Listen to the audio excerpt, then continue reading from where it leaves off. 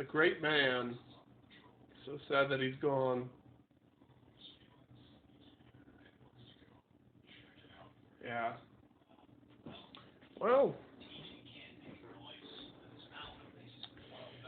Monday went well. On the new job thing, making burgers.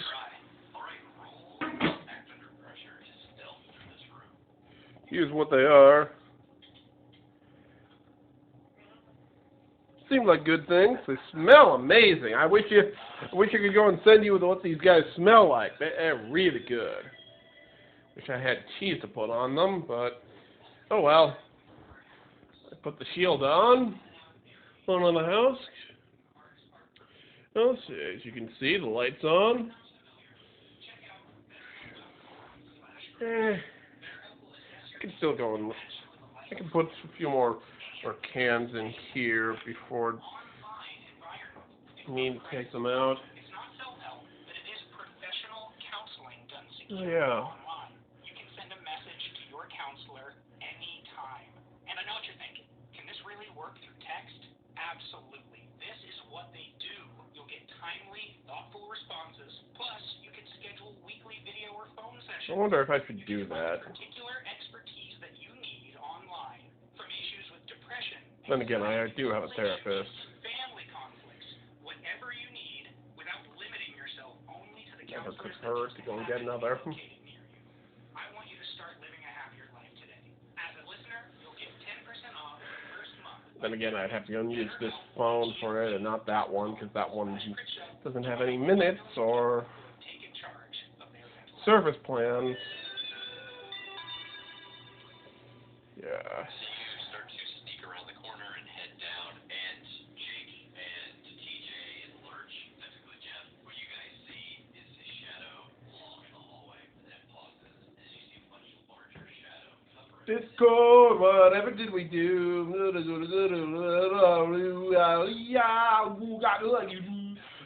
Get tyranny away.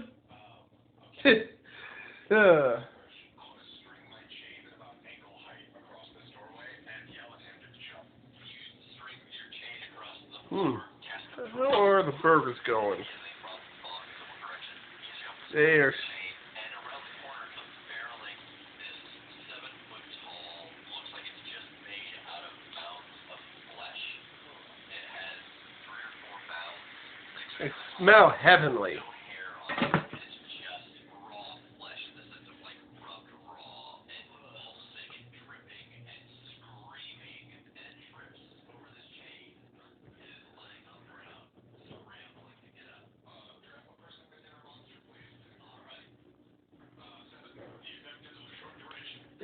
Yeah, but it was basic orientation on Monday. No, some videos somehow got uploaded.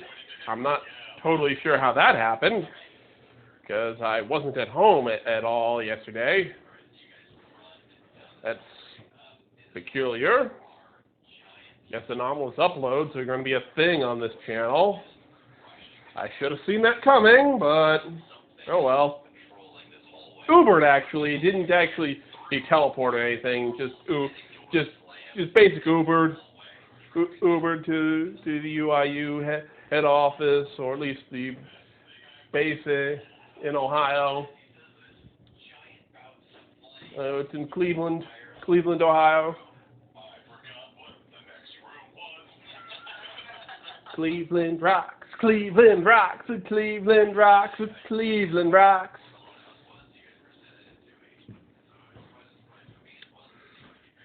Hero of the Human.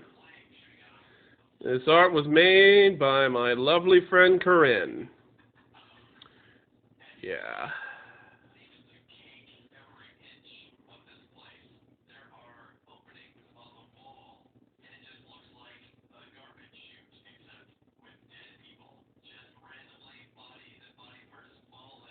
Also, I got this from a convention.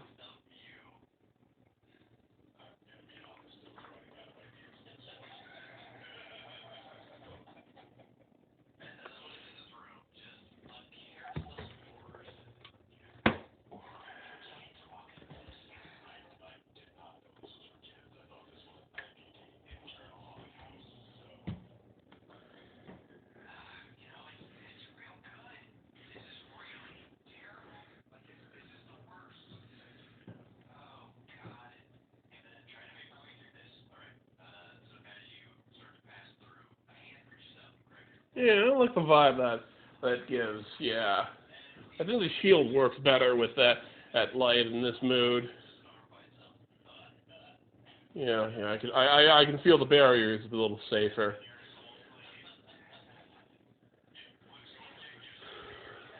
Yeah, basically the boss can go and get it, and Arlie, you know.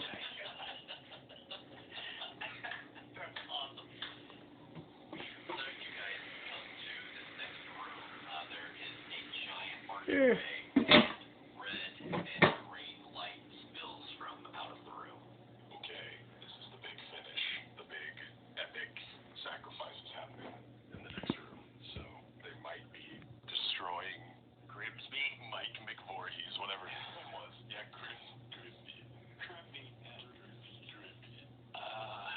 Man, do we think this is gonna be Lindsay and the kids? Oh boy, I don't know.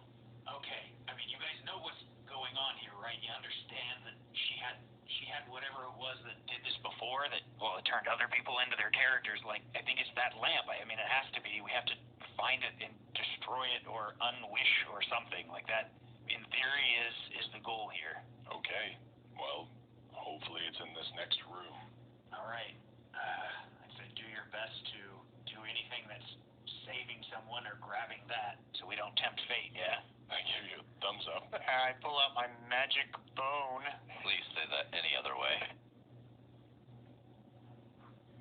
There's something about these woods. Something I don't like. They seem to be reaching. And let's go and have it. Let's just do another update on my special little my special context. Oh. The Lord works in mysterious ways. Maybe he sent this evil here, an enemy for me to vanquish. When I defeat it, the others will believe and turn to the pure faith.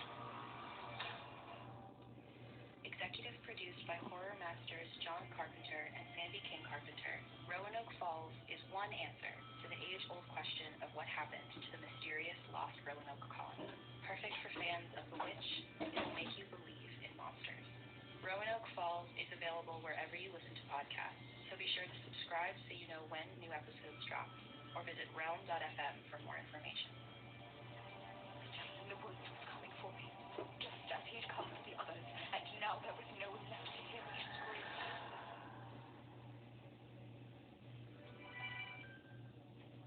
This podcast is brought to you in part by Yellow Jackets, the new Showtime original series starring Melanie And I flipped my burger. with Christina Ricci and Julia. Ads, wonderful ads. Deep in the northern wilderness, a plane goes down carrying a high school soccer team. A lucky few survive brutal conditions, but can they survive each other? When a mysterious symbol from their past reappears 25 years later, they quickly discover that what began in the wilderness is far from over. Watch new episodes of Yellow Jackets Sundays right after Dexter New Blood, only on Showtime. This week's episode is sponsored by Tubi. In the mood for something scary, maybe something gross. How about an old Stephen King flick? Tubi is your answer. With over 30,000 titles in their never-ending catalog, there's always something for even the hairiest horror fan to sink their teeth into. Be it carnage candy, found footage fare, survival scares, or relentless reality TV. The blood runs thick throughout the halls of Tubi's horror section. Better yet, it's free. That means no subscriptions, no hidden fees, and no ghouls asking for your credit card. It's all there and all for you. So what are you waiting for? Okay, there we go with bread. Hey everyone, it's Pacific, and we're back. I hope you all had a very good Labor Day weekend, and if you didn't catch the last week's beat drop, I highly encourage you to check it out. It's from our friends at Bleeders Digest, Trevor and Lauren. Bleeders Digest is an incredible horror anthology show, and if you like SCP Archives, I have a hunch you're going to like Bleeders Digest too. Not only does it feature terrifying tales, but it also has a ton of special guest stars. In fact, this week's week's episode, coming out on September 9th, features special guest star Keely Maroney, who you may know from Fast Times at Richmond High, Night of the Comet, and Shopping Mall. Plus, this October, Bleeders Digest will be releasing 2 episodes every single week. I hope the AP lineup of celebrity guests. Yes, you don't want to miss it. Otherwise, next week we have a very special announcement dropping. Make sure you're following our socials at SCP_POD on Twitter, Facebook, Instagram, and Tumblr. We'll be announcing a really cool project coming very, very soon. I think that's all for now, but last and certainly not least, if you enjoy the show and you like what we do, make sure you leave us a review on Apple Podcasts. It is the best way to get our show into the ears of new listeners, and it helps us know what you like and what you don't like about the show. Without further ado, this week's episode. Warning. The Foundation database is classified. Unauthorized access will result in detainment. Within this archive, you'll find the procedures, description, and accounts of the most notorious anomalies we've encountered to date. Secure, contain, protect. Item number, SCP-3300. Object class, Euclid. Special containment procedures. Containment of SCP-3300 is focused on observation and ensuring it does not spread from the affected area. A mobile observation post has been set up 5 kilometers outside the town of Clearwater, Montana for this purpose. Attempts at manned exploration of SCP-3300 events are currently suspended. When the SCP-3300 event begins, the observation team will fall back to a point 10 kilometers from the town border and continue observation. Any unusual activities to be noted. Any attempts made by outsiders to enter or exit the area will be halted. Non-lethal force is authorized for this purpose. Instances of SCP-3300-1 attempting to leave Clearwater will be detained and interviewed under the pretense of a police search. Following this, they will be allowed to continue their travel under Foundation observation. Oh no, I think I know this one. All personnel involved in the containment of SCP-3300 are prescribed a weekly dose of I got locked in this city once on a mission. Oh great, this is sad. This one's sad. SCP-3300-1 disappears and is replaced by a new set of citizens. The SCP-3300 event typically occurs in the mid-portion of June and lasts 6 to 18 days. The first 48 hours of each event are marked by a light continuous rain over the entire city. The rain is stationary and appears regardless of the weather in the surrounding area. This portion of the event ends when the rain transitions to a severe thunderstorm lasting for the remaining duration of SCP-3300. The interior of an SCP-3300 event past this point has never been observed. Any attempt by the Foundation to explore the event has ended in either a total loss of personnel and equipment or a failure to even enter the phenomena. Several times, personnel entering SCP-3300 have emerged instantaneously on the other side. When the SCP-3300 event ends, all previous SCP-3300-1 instances will have been replaced by a new iteration with completely new appearances, personalities, and memories. Beyond remarking on the unusually severe nature of the storm, new instances show no recollection of the event. Instances of SCP-3300-1 behave identically to baseline human beings. However, no record of any instance prior to their appearance from an SCP-3300 event exists. Instances will occasionally share names, professions, certain memories, and broad personality traits with those from previous iterations of SCP-3300. However, no SCP-3300-1 instance has been observed repeated from previous events. SCP-3300-1 instances are unaware of their anomalous nature and the circumstances surrounding their existence. Physical and post-mortem examinations reveal no differences from baseline humans. Instances of SCP-3300-1 outside of the town when SCP-3300 occurs will disappear several days after the event begins. All attempts to observe this disappearance have failed. SCP-3300 is accompanied by a moderate cognitohazardous effect. Outside citizens learning about the existence of the town of Clearwater, or its citizens, will give little thought to them unless the subject is brought to their direct attention. This effect affects focus rather than memory. Those affected fact they did not forget that Clearwater exists, but rather some difficulty paying attention to it. Outside citizens familiar with disappearance instances of SCP-3300 will not comment on their absence unless reminded, and even then show little concern. Pipe's also a wand gun. 3300 is unknown. This will be useful. Existence go back to the beginning of the Foundation. Despite this, First I need to go and actually craft it. made in attempts to research the phenomena. Just to work with pipe. Addendum. For the moment, I don't use it. Don't smoke. The following journal was recovered from the aftermath of the SCP-3300 event ending on the 30th of June 1995. It represents one of the few descriptions of what occurs during the phenomena. The writer of the document has been identified as SCP-3300/1995/4307, aka Andrea Lynch. The events described in the journal are unverified. Attempts to automatically observe the interior of an SCP-3300 event are still underway.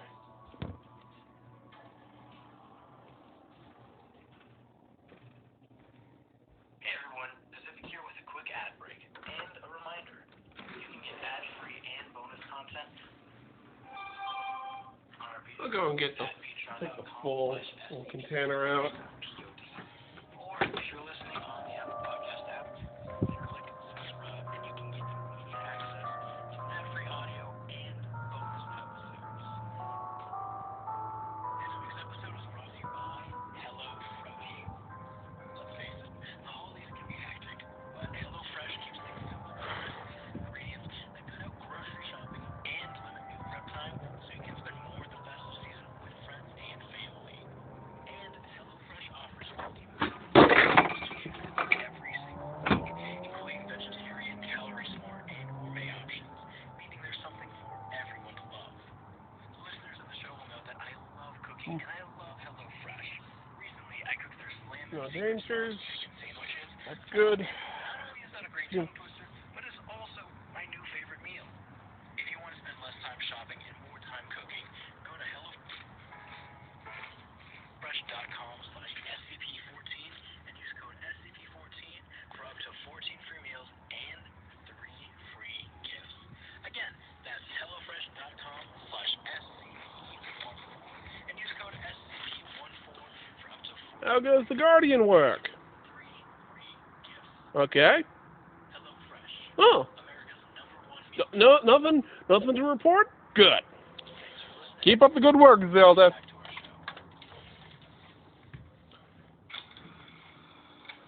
Entry 1. Hey, if Kurt Cobain kept a journal, it can't be that bad of an idea, right? I'll express my artistic side or something. Finally get all the writing I've wanted to done. I don't know. Mom said it might be a good way for me to focus things, which means she just wants an easy way to snoop and make sure I'm staying clean. Joke's on her, though, if she ever thinks she's going to be able to find this. Still, I guess it could be nice to have something to look back on. Hopefully to remind myself that things get better. There's a dream I've been having, which is weird because I don't usually remember my dreams. But I've had this one like 3 times in the past week. In it, I'm not myself. I'm in a small hut, standing above the bed where my daughter lies. Her skin is red, blotchy, hot. I'm praying that the disease won't take her, praying that she will recover or that this is some other sickness. It's no use, I know. The corpse of my husband won't let me forget. Another of the healthy, a boy who thinks himself a man, calls us together. It's the few that remain. I glance around the room and see the same expressions on their faces that I feel in my heart. All except the boy's. He grins as we enter and gestures to the bowl of water in front of him. I have found it, he says, the key to our salvation. And then it ends. Weird, right? No idea what to make of it. Anyway, I'm heading to Sam's, so this will be it for the day. Gray clouds on the horizon. We need the rain. Entry 2. I can't remember what the sun looks like. Joking. But it's been drizzling for 3 days and it doesn't look like it's gonna let up soon. patchy as hell, too. Radio says we can expect the weather to continue for at least a week. Oh boy, David this tried to is come heavy. earlier today, and I It's a heavy one. right back off to the ditch he crawled out of. Oh, he's so And I sad. didn't care how good the shit he'd gotten his hands on was. He did his whole kicked puppy dog routine, but eventually left before Mom noticed, thank God. The rain's kind of relaxing, actually. It's got a rhythm to it. I could get used to this. Entry 3. I don't think it's ever stormed this hard in my life. It's 2 in the afternoon, but looking outside, you'd swear it was midnight. My throat is starting to get sore from shouting over the noise. No idea what the hell happened. 1 minute it was drizzling, the next someone flipped a switch to dump the entire Pacific Ocean onto our heads. Internet and phone are completely down. The few seconds of clear radio we can get is just a barrage of tornado and flood warnings. Nothing to do but hole up inside and see how many games of Monopoly we can play until Mom kills me or I kill myself. I swear some of the people in this town must be absolutely insane because sometimes when lightning flashes, I can see them walking around outside. Some of them just standing there. Entry 4. I'm writing this from the back of Jared's van, and we're going like 80 miles an hour down the highway, and Isabel's crying next to me, and I don't know what the fuck is going on. I think I'm gonna die. I'm going to keep writing, though. My hand shakes less when I write. It couldn't have been more than an hour ago that this happened. We were all at my place. Sam, Jared, Mike, and Isabel had all come over. I hadn't expected them, but Jared insisted he wasn't going to let something tiny like a biblical flood stop us from exploring the bottom levels of the Dread Lich Arsganov's domain. Stupid. So we rolled up and started playing like everything was normal. Sam DMing with the stupid little monster accent she does. Oh, God, Isabel and Mike arguing God, over every they did scrap of D&D treasure in this and one. trap we came across. Jared God, struggling yes, to keep I us all love from killing that. each other. Mom in the other room pretending she wasn't listening in. It was Isabel who first noticed the banging on the door. Like someone trying to break it down. Adventure Zone fans. At first we weren't sure Or what Critical to do. Role. Anyone banging that hard on your door so late is going to be suspicious, even if there's not a fucking hurricane outside, right? So we just sort of sat there, staring at each other, until Jared got up and grabbed a poker from the fireplace and went over to check the peephole. I wonder what his first thought was. Surprise? Confusion? Did he just accept it like I did? Too stunned by the weirdness to question when he opened the door and saw a family on our porch. A mom, a dad, 2 kids. I'd never seen any of them before. For a second we all just stared at each other, and then the dad shoved past Jared and said, "Why are you in my house?" My mom had come out of her room when she first heard knocking. When the guy said that, she flipped out instantly. "What do you mean your house, asshole? This is my house. What the hell are you doing just barging in here? I swear to God, you've got 10 seconds before I get the cops over here."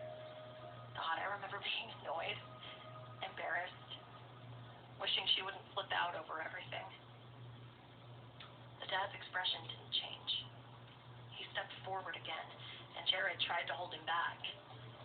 When he did, the dad just flung him, snagged Jared by the collar, and tossed him through the living room into the kitchen.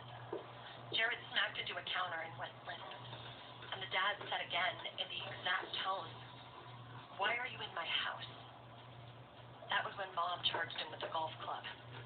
He barely had time to react before she swung it into his chest. For a second she looked pleased with herself. I'm sure she was already forming the story to tell all her friends about how she fought off the home invader. When she tried to pull the golf club back, and she couldn't, the expression disappeared. The guy didn't even look a little bit hurt. Not even fazed. The club was stuck in his chest, and the skin around it was rippling, like when you throw a stone into a pond. Water dripped out from where the metal entered skin. Mom stared, and she screamed. Fell back, scrambling at the floor to get away. The man looked down at the club with the same expression you might look at a dead cockroach. He grasped it, right below where it seared into him,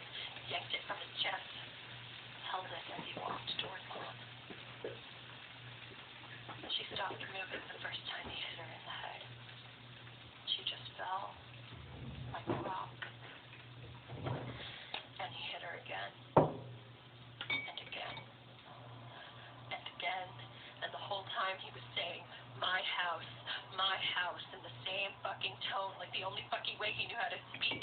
And the kids were standing in the door just watching, and the wife was holding them close, and I swear to God, she was smiling. Sam stood up like she was going to charge the guy, but Mike wrapped himself around her and said, don't, that we had to run. So we did. Mike and Sam grabbed Jared even though he wasn't moving, and I grabbed the journal without even thinking about it, and I don't really remember anything after that except Sam driving and crying and Mike screaming, and all I could think about was the way my mom's body looked as she fell, the light disappearing from her eyes before her body hit the floor. We drove right to the police station. Me and Mike decided to go inside while Sam and Isabel watched Jared. The lights were on, but the station was locked with no one inside. We walked around, looked through every window. Nothing. When we got back to the car, Jared still wasn't awake and his breathing was all fucked up. So we discussed it and decided to take him to the hospital in Landhart. It's only a 2-hour drive. We should be there soon. It'll be okay.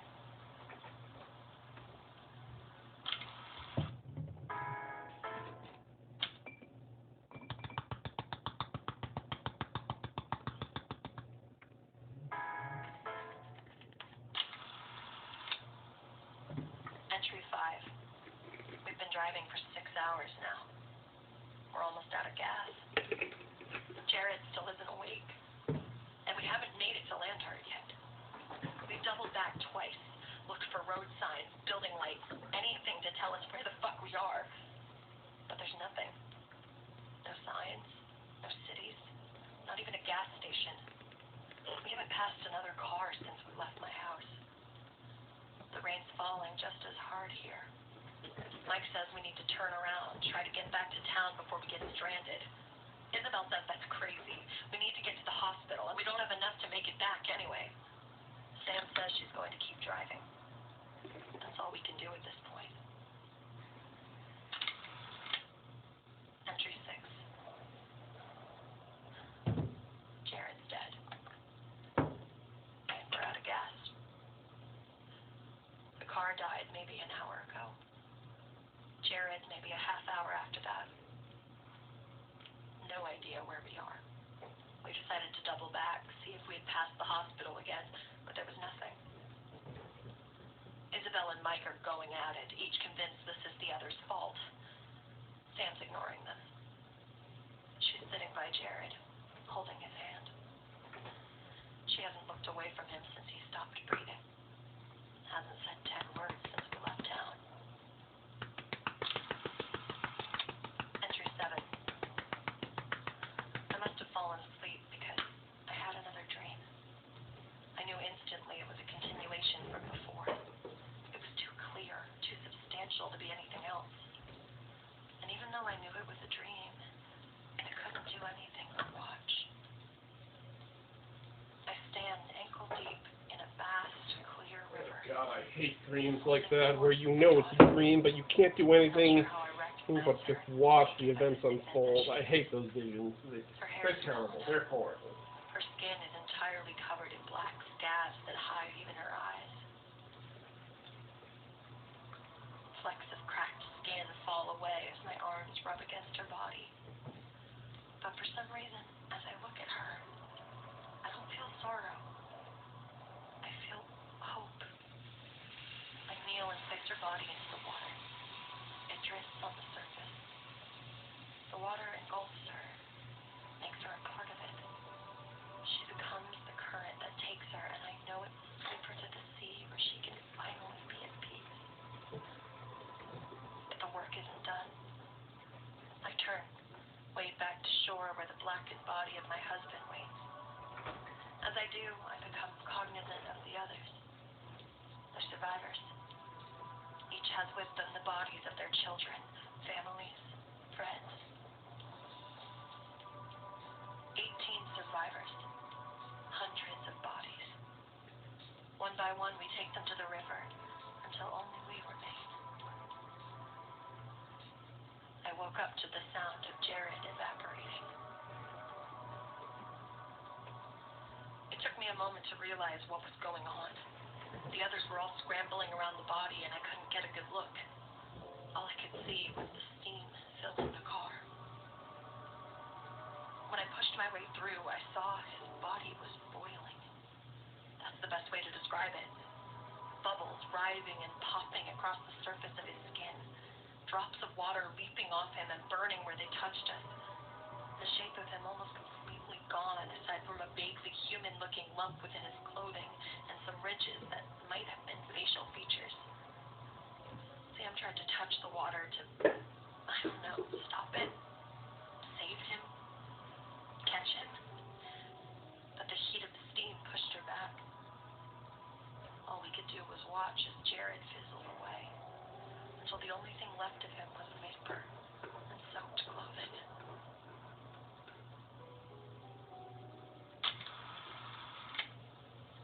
Entry 8. We decided to leave.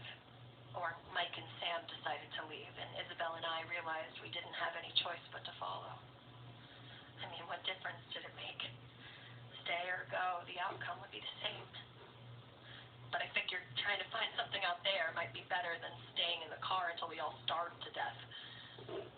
We grabbed the flashlight from the glove box and headed out. We couldn't have walked more than a mile before we reached the town. I almost bumped into Mike when he stopped walking after shining the light onto the Welcome to Clearwater sign. He didn't say anything. What could he say? We turned around, started walking the other way. Clearwater. Not sure how far. 2 miles. Interesting. We didn't pass the Maybe you'll car. check It didn't something. matter. We ended up back at the sign. The city. I know a Sam Clearwater. turned, walked off the highway and into the farmland surrounding it. We followed. We knew it wouldn't work, but we followed I'm a friend anyway. from Clearwater. On the other side of the field, we found ourselves back on the highway, Yes. in front of Terrible. the sign. Mike insisted he wasn't going back in. No fucking way. He'd rather take the risk out in the rain than spend another second with whatever was in that city.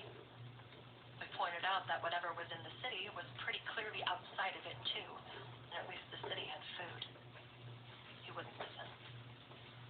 So we started walking, and 3 minutes later, he caught up. Didn't say a word. The lights in the town were all on, but there were no people. No cars. A few times I thought I saw movement, but it was always just a branch or a piece of trash picked up by the wind.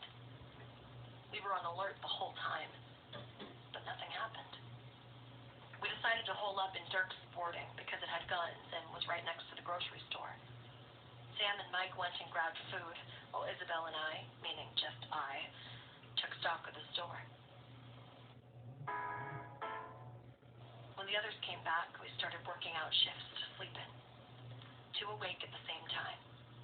I volunteered for the first shift, even though I felt like I wanted to collapse. I just couldn't stand to dream again.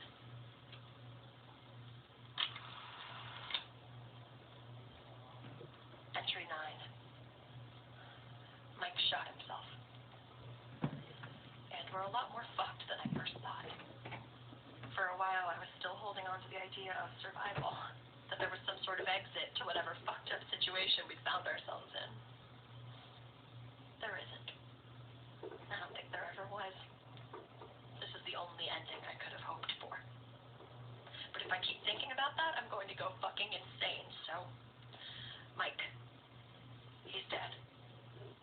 We were on shift together when he got up and said he'd be back in a minute. Figured he was just going to the bathroom until I heard the gunshot.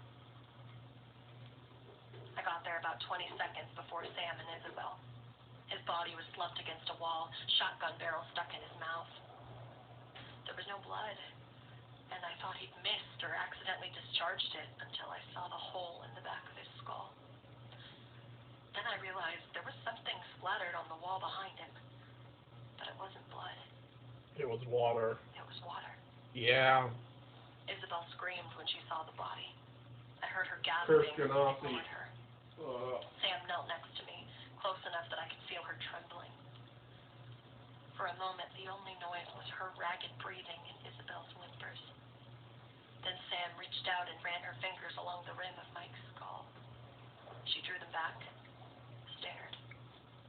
A small noise rose from the back of her throat. Her fingertips were coated in water. Before I could react, she thrust more fingers into the wound. Water ran down her hands as she dug through what should have been his brain. Water sloshed in the chalice of his skull. When we lowered his body to rest on the floor, it was water that pooled on the wood. Sam leapt up, ran to the counter, snatched a knife from its sheath and held it to her arm. We stared at each other. I didn't want her to do it. Didn't want to see what would happen. She sliced open her arm, and water spilled from the wound. We stared at the injury, too distracted to notice Isabel calling to us. It wasn't until she ran over and yanked on my sleeve that I remembered she existed. Outside was all she said. Hundreds of people had gathered outside the window, unmoving silhouettes staring through the darkness, filling the street. When lightning flashed, I saw the faces of strangers soaked by the rain. They've been there for 2 hours now. Haven't moved an inch. They're outside every window, every exit. I don't know how long they're willing to wait, but I'm damn sure it's longer than we have. Maybe Mike had the right idea.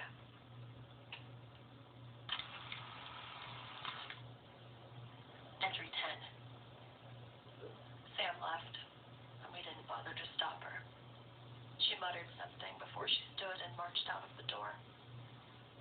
I remember thinking, as I watched her leave, that I should do something.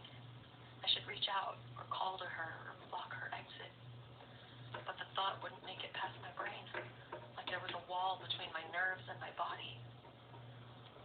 So I just stared as she stepped into the rain. The silhouettes shifted as soon as she was outside. They opened up to let her through, and she vanished into the dark. I don't want to go back. That's what she said before she left.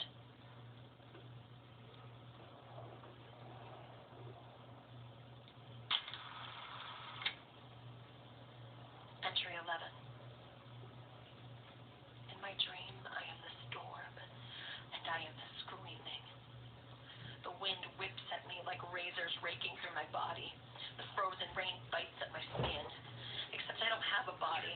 I don't have skin. The wind is a part of me. The rain is a part of me. Everything rips itself apart and reform, rip and reshape until I am scattered over miles of storm, trapped in the roil. Around me, I hear the screams of my village.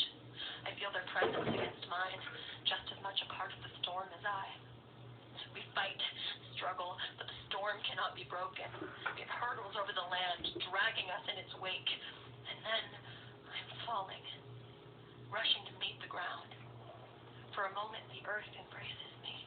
I remember what it felt like to feel the dirt beneath my feet, and the sun on my skin, and the crisp air in my lungs, until the storm steals me again, and I am pulled back into the screams of my comrades. I woke up and Isabel was gone. Just a puddle of water on the floor. I think the rain is speaking to me. I can hear it ever since I woke up. I don't know what it's saying, but the whispers in my ear are getting louder. When I cover my ears, it's still there. If I scream, it rises over the screaming. I'm trying to write just to focus on anything else, but the fucking voice is still there, and I know what it wants me to do. It wants me to join it. I'm its child, and it misses me. It can't bear to be apart. What can I do? What can I do? Nothing you can do but die. They're still outside, waiting for my choice. Because they know what my choice will be, don't they? There's only one way this can end. One way to starve, or shoot myself, or slice my wrists, or walk out into the rain, but it's all going to end the same way. The water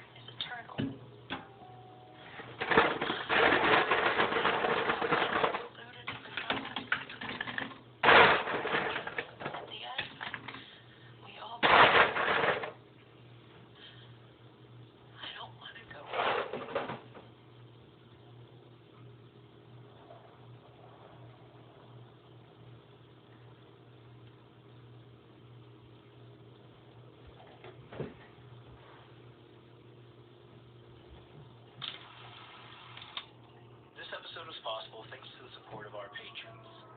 Joining us this week was Sweetie Stevie, Rashad I cry every time. Morrison. I'm terrible with pronunciation, and I feel like this name was made solely to hurt me, but Zekros Raskul Shaktalis, Brimstone, Noah Roberts, Matthew D. Stewart, Danilo Velardes, Gerald Harris, Jack Burns, Loki Boboki, Cecil Bollinger, La Photoshop God, Citrus Mauer, Haley, Super Kerwa, Anthony F. Content, and Just Call Me Brad. This episode also features the name of one of our patrons, Andrea Lynch, who you might recognize as the main character and narrator of this tale. Thanks a bunch for your support, Andrea. It means the world to us, and it keeps the show going. SCP-3300 was written by Rumit Zen. Our host and narrator was John Grills. Andrea Lynch was Addison Peacock. Our assistant editor was Jesse Hall. And this week's sound designer was Danny Sweet. Our community manager is Celeste Question, and our music is done by the incredible Tom Rory Parsons. I'm your showrunner, Pacific S. Obadiah, and our producers are Tom Owen and Brad Miska. And this is a bloody, disgusting podcast. I'll have to go and send this episode to Jackie Waters.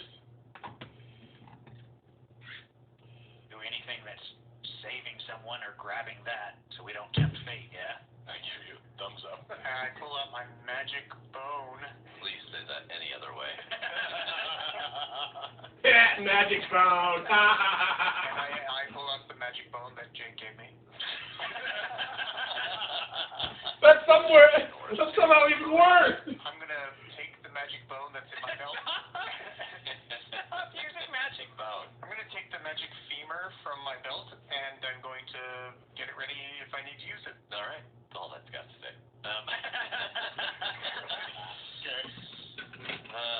Anybody else doing anything to prepare?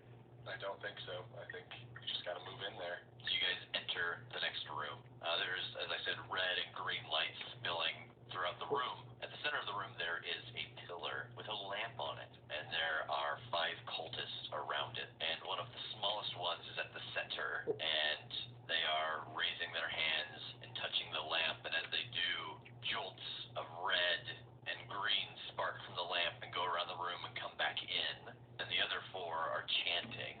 I'm pointing at Lurch, and then I'm like making a ball with my hand, and I'm like throwing it real fast. Fastball is what I'm trying to get across to it. You want Lurch to throw you at it? You wanted him to throw me at it, didn't you? Yeah, I'm like, nope, your plan. And so I go to Lurch. Lurch, I pat him on the chest, and I say, and I pat me on the chest, and I give a throwing motion and point at the lamp. He nods. Are you trying to, snatch the lamp out of the air as you pass by? Sure, yeah. All right, Yeah. roll act under pressure. Good God. 10. Oh my God. So Lurch picks you up, and can I have 2d6, please? He picks you up, and he throws you, and you can tell that it is a super strong throw, like inhumanly strong, and you actually hear his shoulder pop as he does it. Oh my God. And you fly through the air straight at this group, and you pass the lamp, and you snatch it off of the pillar, and you roll to the ground behind the 5 cultists. In this instant, I go, we should have had him throw someone that can make a wish.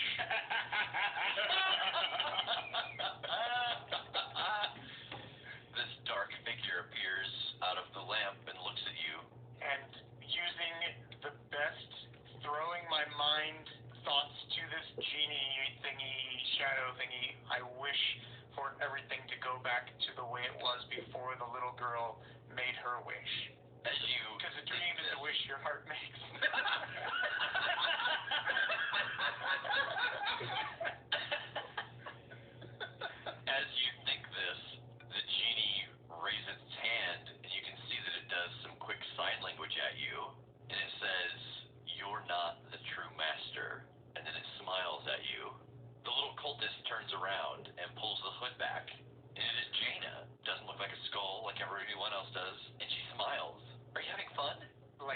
my head, no. Well, why?